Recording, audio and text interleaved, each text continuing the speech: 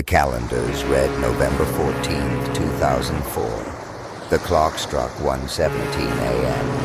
The sonar operator on the USS Princeton took off his headphones and started shouting.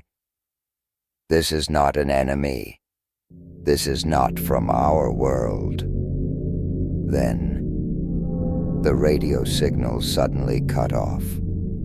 A drone recording lasting just 47 seconds was filed away in Pentagon archives after that night. For 20 years, no one spoke of it. But in this video, as you listen to the account of the only crew member who was there that night and is still alive today, your hair will stand on end. Because that night, the USS Princeton did not encounter an object. It faced a giant eye, a 300-meter-long eye. Oceans are not just water. They are places where time stands still, where civilizations are hidden, and where different forms of consciousness exist. The USS Princeton was the first witness to this truth, and it will not be the last. San Diego offshore, an ordinary night. November 14, 2004, 10:30 p.m. Pacific Ocean, 32 Diggen.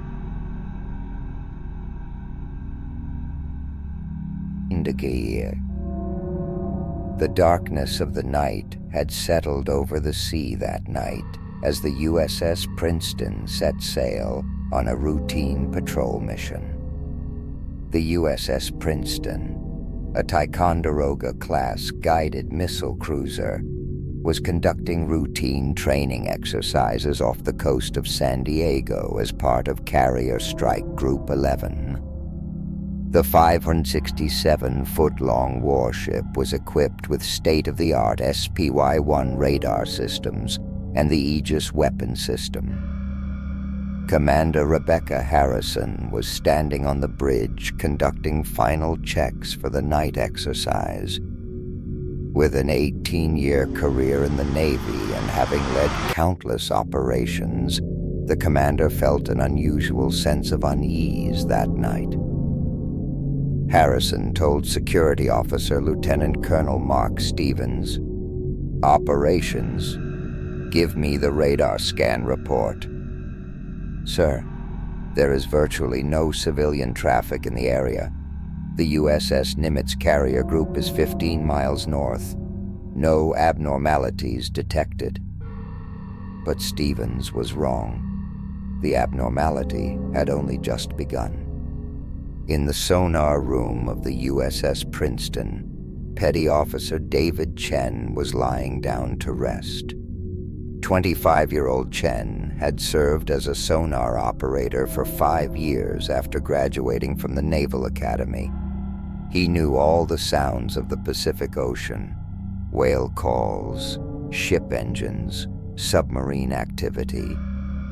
But the sound he heard at 11:15 p.m. was unlike anything he had ever heard before. At first, he thought it was electronic interference. He took off his headphones and put them back on. The sound was still there. It was steady, vibrating, but didn't match any known frequency. Chen muttered to himself, "Strange. What could this be?" He looked at the sonar screen. There were normal green lines and dots, but at the bottom, almost off the screen, a very faint signal was flickering. In the Combat Information Center, CIC, Naval Radar Operator Jennifer Walsh noticed a strange signal on her screen. The SPY-1 radar system was normally very sensitive. It could even detect a bird flying in the air. But what she was seeing now didn't match anything she knew. Another signal came from beneath the water. Walsh exclaimed. "This is impossible. The radar can't penetrate water." But on the screen, there was an object moving 200 feet below sea level. And this object didn't resemble any known naval vessel. This object was traveling at 800 knots. Walsh was utterly baffled because even the fastest nuclear submarine couldn't exceed 45 knots. 800 knots defied the laws of physics. How is this possible? Can an object move at 800 knots underwater? Walsh rushed toward the Information Warfare Center, where Lieutenant Robert Hayes was stationed. "Sir, there are abnormal signals on SPY-1, he shouted. Hayes looked at the screen. He was an experienced radar specialist, but what he saw was unlike anything he had encountered in his 10-year career. "Walsh? What is this?" "I don't know, sir, but it's moving underwater at 800 knots. Hayes furrowed his brow. "The radar can't scan underwater, Walsh. It must be a system malfunction." "I checked all dual systems, sir. Everything is functioning normally. But this signal..." Hayes looked at the other operators. They were all seeing the same abnormal signals. "Call Commander Harrison," he ordered. When Captain Harrison arrived at the CIC, all the radar operators were studying the screens. "What's the situation, Hayes?" "Sir, we've detected an unidentified object underwater. Its speed is well above normal parameters." Harrison looked at the radar screen. Indeed, there was a signal moving below sea level. "Have you received confirmation from sonar?" "We just did, sir." "But..." At that moment, the intercom crackled with the voice of Petty Officer Chen. "CIC, this is sonar. We're detecting an unknown acoustic signal. The coordinates match the radar signals." Harrison's blood ran cold. Both the radar and sonar were detecting the same object. This couldn't be a system malfunction. It was real. For the next 5 minutes, the crew of the USS Princeton watched the strangest object in history. This unknown object was drawing perfect circles around the ship. Sometimes it sped up, sometimes it slowed down. But the most terrifying thing was that it seemed to be anticipating the Princeton's movements. Radar operator Walsh said, "Captain, the object, it's following us." "What do you mean, Walsh?" "When we change course, it changes course. When we speed up, it speeds up. It's like it's playing a game with us." Hayes studied the screen closely. Walsh was right. The object was moving as if it knew the USS Princeton's movements in advance. Inside the ship, word of this abnormal situation began to spread among the crew. In the sonar room, Chen began to hear even stranger sounds. These sounds, they sounded like speech, but they didn't resemble any known language. In the radar room, Walsh couldn't believe what he was seeing on the screen. The object is now appearing in 2 different places. How is that possible? Sailors on deck reported seeing faint lights coming from beneath the water. Lieutenant Martinez said, "There are blue lights flashing under the water, but they don't resemble any known sea vessel." Commander Harrison decided to follow standard procedure. "Communications team, attempt to establish contact with the unknown object." Radio operator Lieutenant Johnson broadcast on all frequencies. "Unknown vessel, this is the USS Princeton. Identify yourself and state your purpose." He repeated the announcement several times. There was complete silence, no response. He made another announcement, repeating, "Unknown object, identify yourself." This time, a strange sound came over the radio. However, it was not like music or any sound a human could make. It was very different. Johnson took off his headphones. "Sir, we got a response, but it doesn't match any known communication protocol." As the night shift changed, the entire crew of the USS Princeton began to realize the seriousness of the situation. Commander Harrison held an emergency meeting with his senior officers in the conference room. "Gentlemen, the situation we are facing does not match any of our training or experience. This object does not resemble any known technology." Lieutenant Patricia Walsh asked, "Sir, is there a possibility that this could be secret technology from Russia or China?" "No technology capable of traveling at 800 knots underwater exists at this time, Patricia. This resembles something else," Lieutenant Hayes added. "The sonar and radar data match. This is not a system error." Then what could it be? No one could answer that question. The crew of the USS Princeton was unaware that they were experiencing their last moments of normalcy. Sonar operator Chen heard sounds becoming clearer in his earpiece. Radar operator Walsh saw on his screen that the object was getting closer. And most importantly, Martinez noticed that the lights rising from beneath the sea were growing stronger. Martinez replied over the radio, "The lights, they're much brighter now, and it's like they're rising upward." Harrison rushed to the bridge. What he saw with his own eyes turned his entire naval career upside down. A massive light was rising from beneath the sea. But this was no ordinary light. It was flickering, pulsating like a heart, and approaching the USS Princeton. In the observation section of the USS Princeton, Commander Harrison looked around, unable to believe his eyes. The light rising from beneath the sea was now 500 meters away from the ship. It flickered with a blue-green glow, growing and shrinking as if it were breathing. Harrison asked, "CIC, what is the depth of the light source?" Hayes' voice came over the intercom. "Sir, sonar is showing a depth of 400 feet, but radar is still detecting the object." "How can a light source at 400 feet be so bright?" No one could answer. No known technology could produce light of that intensity at that depth. Martinez examined the light with binoculars.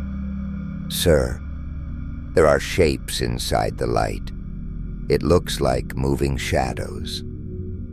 Harrison took the binoculars and began to examine it. Indeed, there were unidentifiable silhouettes dancing inside the light. In the sonar room, Chen could now hear much clearer sounds. The sounds he had initially thought were electronic interference were now forming a distinct pattern. It was as if they were voices. But no human could produce such sounds at this depth. It was impossible. Chen couldn't make sense of any of it. He announced, "Acoustic data. This doesn't match any known sea vessel." "How is it not similar, Chen? Explain this situation. This is impossible." "Sir, normal sea vessels create water resistance, engine noises, propeller noises. But this object, it's as if there is no water resistance at all. And..." Chen stopped. What he heard in his earpiece had multiplied his fear. "And what does that mean, Chen?" "Sir, it's as if it's responding to us. It's mimicking our sonar signals, but it's enhancing our signals to do so." Everyone in the CIC froze. How could an object enhance sonar signals? Commander Harrison realized the gravity of the situation and made a critical decision. "Prepare the underwater drone. We need to find out what this object is. Move out." The USS Princeton's most advanced underwater ROV, remotely operated vehicle, was designed to descend to a depth of 2,000 feet and transmit HD images. Drone operator Lieutenant Sarah Kim took control. "Sir, the ROV is ready. I'm initiating the dive," she said. The underwater drone was silently deployed into the sea. The camera footage was being monitored live on the main screen in the CIC. The first 200 feet showed a normal underwater landscape. But at 300 feet, Kim whispered, "What is that?" The screen showed the water itself glowing. The normal blue seawater had turned into a phosphorescent green glow. At a depth of 400 feet, the underwater drone began to capture the most mysterious images in history. The light source was now clearly visible, but it didn't resemble any human technology. It was a giant oval-shaped object. Its surface was metallic, but also organic in appearance. It was as if technology had developed on top of living tissue. Harrison asked, "How big is it?" "Sir, it's approximately 300 meters long and 150 meters wide. It's much larger than any known submarine." "What about its shape?" "It doesn't resemble any known design, sir. It's as if it grew organically." The image on the screen changed the crew's worldview. As the underwater drone captured details of the giant object, something terrifying happened. The object noticed the drone. Kim shouted, "Sir, there's movement on the object. It's as if it's turning toward us." Everyone in the CIC held their breath as they watched the screen. The massive oval mass was slowly moving toward the drone. Harrison ordered, "Retract the drone!" "I'm trying, sir, but the controls aren't responding." Kim desperately moved the joystick, but the drone seemed to be being pulled deeper by an invisible force, and at that moment, what appeared on the screen sent everyone into a state of shock. A massive eye opened on the surface of the object. This was no ordinary eye, at least 50 times larger than a human eye, but also intelligent. "God," Hayes whispered, This thing is alive." The massive eye focused on the underwater drone. Every second, the eyes grew larger and smaller, just like a human trying to focus. And then, the most terrifying thing happened. The eye looked directly at the camera on the drone. Kim said, It's like it can see us." This frightened him greatly. What he was experiencing did not match his logic. The moment they came face to face with the giant eye, all electronic systems on the USS Princeton began to malfunction. The radar screens flickered, the sonar sounds changed, and most astonishingly, voices began to come through the radio. "Who is there. The words were in English, but the accent did not resemble any known language. USS Princeton, we will not harm you. Radio operator Johnson dropped the microphone in shock. Sir, these voices are not coming from the drone. It's as if someone is directly interfering with our radio system. Harrison took the microphone. Who is speaking? Identify yourselves. We are the inhabitants of the depths. We have been watching you for a long time. At that moment, a terrifying event occurred. The USS Princeton systems began to synchronize with a massive object. CIC technician. Sir, he shouted, all our systems seem to be receiving external commands. The radar screens began displaying data not from the Princeton's own sensors, but from the perspective of the massive object. The sonar systems began transmitting sounds not from around the Princeton, but those detected by the object. This is impossible, Hayes said helplessly. None of our systems are functioning in the void. External interference is impossible. The USS Princeton's most advanced technology was being controlled by the massive object. The crew aboard the USS Princeton began experiencing strange changes. Sonar operator Chen could now hear the sounds coming from the massive object without his headphones.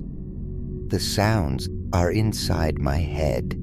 It's like a mental connection has been established. Radar operator Walsh could sense the object's movements without looking at the screen. I know where it is. I know how it will move. Martinez was experiencing the strangest change. Sir, when I close my eyes, I can see what it sees. Harrison was terrified by the changes he was seeing in his crew. The underwater drone, still near the massive object, captured its final images. Around the giant eye, other shapes began to appear, small but complex structures, as if they were tiny technological organs. Who's recording these images? Yes, sir, but the camera quality is improving. It's as if the object is enhancing our technology. Indeed, the camera, which normally operated at 1080p resolution, was now producing 4K quality images. And what was seen in the final frame was a sight the USS Princeton crew would never forget. The last image captured by the underwater drone became one of the most mysterious moments in maritime history. The giant eye was looking directly at the camera on the drone, as if it could see the people behind the lens. And then the most shocking thing happened. It blinked. This was a deliberate movement. It couldn't have been a coincidence. And this massive entity was waving at the USS Princeton crew. Someone said in a trembling voice, Sir, this is waving at us. The drone signal was cut off at that moment, but the final image was stored forever on the Princeton's main computer. Could this 47-second recording change the course of human history? What do you think? Immediately after the drone signal was cut off, a much clearer voice came through the USS Princeton's radio systems. USS Princeton crew, do not be afraid. We are not your enemies. This time, the voice spoke perfect English. It was as if the entity had learned the English language in just a few minutes. We are examining your technology. Very interesting technology you have, it said. Commander Harrison responded bravely. Who are you? Where are you from? What are you doing here? We are the people who live in the depths of this ocean. We were here long before you. Harrison was afraid, but answered, What do you want? Just to meet your kind is developing rapidly, caught our attention. The entity demonstrated its technological capabilities to the USS Princeton crew. Suddenly, all of the ship's systems began to function perfectly. Radar resolution increased by 300%. Sonar sensitivity reached incredible levels. Hayes said in astonishment, Sir, all our systems are working perfectly, as if they were brand new. Even better, added Walsh. The radar can now see clearly at a distance of 200 miles. The entity had instantly upgraded the Princeton's technology, but how was this possible? This is our gift to you, said the voice over the radio. A sign of friendship. The most extraordinary event occurred at that moment. The entity made mental contact with the crew. Sonar operator Chen suddenly saw huge cities beneath the sea. Sir, they have cities, huge crystal structures, thousands of years old. Radar operator Walsh could detect different layers of the ocean. There is life at every level of the ocean, of types we don't know. Martinez witnessed the most shocking sight. Sir, they're not just here. They're in every ocean around the world. A terrifying question came to Harrison's mind. How long have you been here? By your calculations, 50,000 years. This massive, intriguing entity shared shocking information about humanity. We've been watching you for a long time. Your technology has developed very quickly in the last 100 years. Walls replied curiously, Why are you watching us? Because you are affecting the oceans. You are changing our home, it replied. Harrison understood. Climate change, ocean warming, marine pollution. Humanity was unknowingly affecting the habitat of these beings. Harrison said to the giant being, We apologize if we have caused you harm, whether intentionally or unintentionally. Please forgive us. There is no harm yet, but in the future, we may need to discuss this matter. How can humanity coexist with this civilization in the depths of the oceans? Is this possible? The giant-eyed entity said, Now, it is time to part, but we will not forget you, and decided to end contact with the USS Princeton. Will we see you again? Harrison asked. Yes, but only when you are ready. The giant light began to fade slowly. The USS Princeton systems returned to normal, but the experience the crew had undergone would never be forgotten. One last gift, said the giant entity. The USS Princeton's computer was loaded with technologically advanced data that no human could understand. However, this data was encrypted and currently unusable. The giant-eyed object said, "When you are ready, you will understand," and left. Then the giant and complex lights disappeared completely. When the USS Princeton crew woke up to the morning sun, what they had experienced during the night seemed unreal. Everything that had happened defied logic, but the evidence was clear. A 47-second drone recording, enhanced system performance, and the encrypted data on the computer all proved it beyond a doubt. Commander Harrison made a critical decision. This incident will remain classified at the highest level, he warned the entire crew. The crew signed a strict confidentiality agreement. They would not share what they had experienced with anyone. The USS Princeton incident prompted an emergency meeting at the Pentagon. Admiral James Peterson reviewed the reports from the USS Princeton. "This is impossible, but the evidence is clear. We cannot deny this."